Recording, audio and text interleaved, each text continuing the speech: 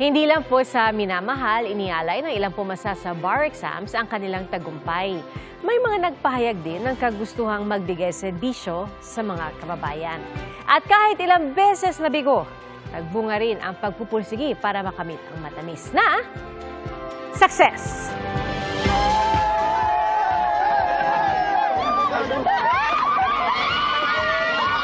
Ang ilang taong pinagsumikapan.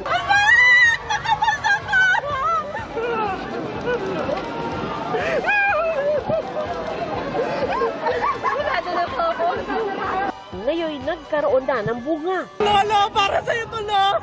Nasagot na yung mga pangarap ko. Itusan mo. Kaya gano'n na lang ang pagbuhos ng emosyon sa paglabas ng resulta ng 2025 bar exams. Si Abraham, 9 na taong nag-aral sa law school pero nakapasa sa unang take ng exam. Sobrang hirap po. Nung ko nakilala yung girlfriend ko, nagkaanak na ako. Tapos ngayon, nakagraduate na rin sa wakas, malaki na yung anak ko, tapos nakapasa po ako ng bar exam.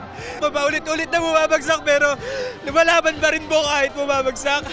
Ang 59 anyos na si Reyo Eduardo Rivera, 11 ulit daw nag-take ng bar bago nakamit ang matamis na success. Habang may buhay, may pag-asa.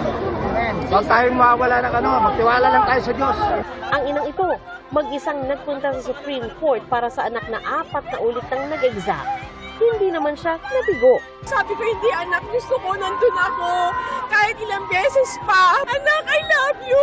Binigay na sa'yo ng buong Nazareno lahat.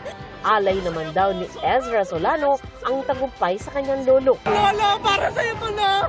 Magsasaka po yung lolo ko, namatay po siya last year. Kinalay ko po yung exam para sa kanya. Para sa mga magsasaka. Para sa inyo po ito. Ayon sa Supreme Court, 5,594 ng mahigit 11,000 examinees ang nakapasa ngayon.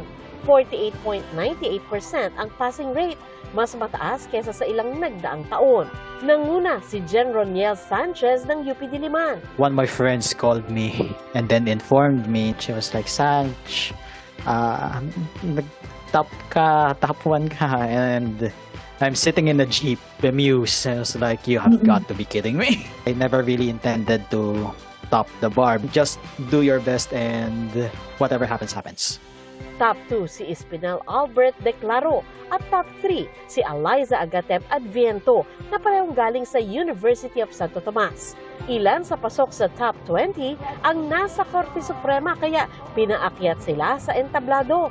Sa kanilang pagkamit ng tagumpay, dala nila ang kagustuhang makapagsilbi sa iba. Ginawa kong motivation is matulungan po yung family ko and syempre makapagbigay serbisyo na rin po sa mga Pilipino. Nandito po ako sa isang law firm and masaya po ako sa ginagawa ko, litigation ho. Bala ko po magpatuloy ho para matulungan din yung mga kababayan natin na kailangan ng legal services.